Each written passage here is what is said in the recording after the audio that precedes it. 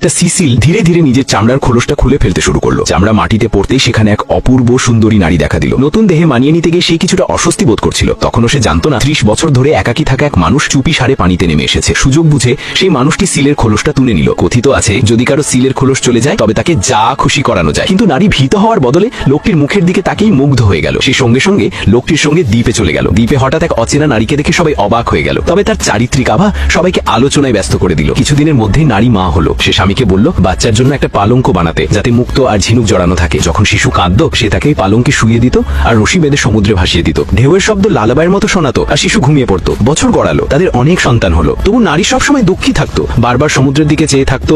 Seal আর পাখিদের দিকে তাকিয়ে থাকলেও সে নিজের সঙ্গীদের কাছে যেতে পারছিল না। একদিন বড় মিলে একটা গোপন কথা ফাঁস করে দিল। বাবা নাকি ছাদের ওপর এক অদ্ভুত চামড়ার মতো জিনিস লুকিয়ে রেখেছে। শুনেই নারী ছোট সন্তানকে মেয়ের হাতে দিয়ে ছাদে ছুটলো। যখন লোকটি নৌকা বেয়ে ফিরে এলো তার পেছনে একটা একাকী সিল সাঁতরাচ্ছিল, যার চোখে ছিল গভীর দুঃখ। এটা দেখে লোকটির হৃদয় হালকা হয়ে গেল, কিন্তু ভয়ও ধরলো। সে প্রাণপণ নৌকা টেনে বাড়ি ফিরলো, কিন্তু তখনও নারী সমুদ্রে চলে গেছে। তখনই সে বুঝলো একবার যদি সিল নিজের খোলস ফিরে পায় তাকে কোনো কিছু দিয়ে আটকে রাখা যায় না, যতই প্রিয়জন হোক না কেন। পরে তাদের সবচেয়ে ছোট ছেলে জেমি আবারও সেই পালঙ্কে শোয়ানো হলো। সমুদ্রের ধারে তখন একটা সিল এসে হাজির হলো। ঠিক সেই সময় একদল সাগর পাখি আক্রমণ করলো। লোক আর বাচ্চারা পাখি তাড়াতে ব্যস্ত হয়ে পড়লো। জিমিকে ভুলে গেল। সুযোগ বুঝি সিল পালঙ্কটা সমুদ্রে ঠেলে দিল। যখন তারা টের পেল তখন অনেক দেরি হয়ে গেছে। জিমি ঢেউয়ের টানে দূরে ভেসে গেছে। ওই ঘটনার পর লোকটি শহরে চলে গেল। কাজের চাপে বাচ্চাদের ঠিক মতো দেখাশোনা করতে পারলো না, তাই মেয়ে ফিওনাকে দাদা দাদির কাছে পাঠিয়ে দিল। দাদা তাকে বলল জেমির কথা কোনোদিন বলবি না, কারণ ওর কথা মনে পড়লে দাদি কেঁদে ভেঙে পড়ে। তারা সমুদ্রের ওই দ্বীপটার সামনেই থাকতো, যাতে দূর থেকে হলেও জেমিকে স্মরণ করতে পারে। একদিন ফিওনা দাদার সঙ্গে মাছ ধরতে গিয়ে বহু বছর পর সেই পুরনো দ্বীপে ফিরে এলো। পুরনো ঘরে ঢুকতে সব জায়গায় ধুলো, কিন্তু তাজা সাগর ঘাস,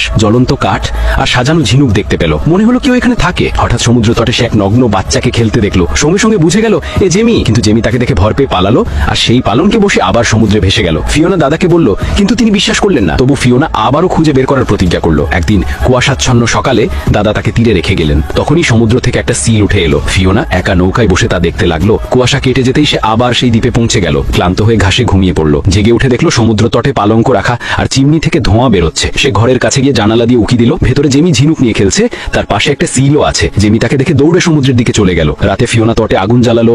দাদা এলেন, কিন্তু তার সব কথা কল্পনা ভেবে উড়িয়ে দিলেন আর বললেন দাদিকে কিছু বলবি না। কিছুদিন পর দাদি আবার জেমিকে মনে করে কাঁদতে লাগলেন। তখন ফিওনা সব সত্যি বলে দিল। দাদি সঙ্গে সঙ্গে ব্যাগ গুছালেন আর সবাই মিলে দ্বীপে গেল। কিন্তু সেখানে জেমি ছিল না। হঠাৎ ঝড় শুরু হলো। বাইরে সিলের ডাক শোনা যাচ্ছে। সবাই দৌড়ে গিয়ে দেখলো জেমি পালঙ্কে বসে তীরে চলে আসছে। সে ঠান্ডায় কাঁপছিল, কিন্তু সবাই কাছে আসতেই জেমি আবার পালঙ্ক ঠেলে সমুদ্রে যেতে চাইলো। তখনই পানির মধ্যে থাকা সিল জেমিকে তীরের দিকে ঠেলে দিল, যেন সে আসলে এখানেই থাকুক। জেমি ভয়ে হতবুদ্ধি হয়ে পড়েছিল, কি করবে বুঝতে পারছিল না। ঠিক সেই সময় দাদি ধীরে ধীরে তার দিকে এগিয়ে গেলেন, দুই হাত মেলে দাঁড়ালেন। শেষমেশ জেমি ছুটে গিয়ে দাদির উষ্ণ কোলে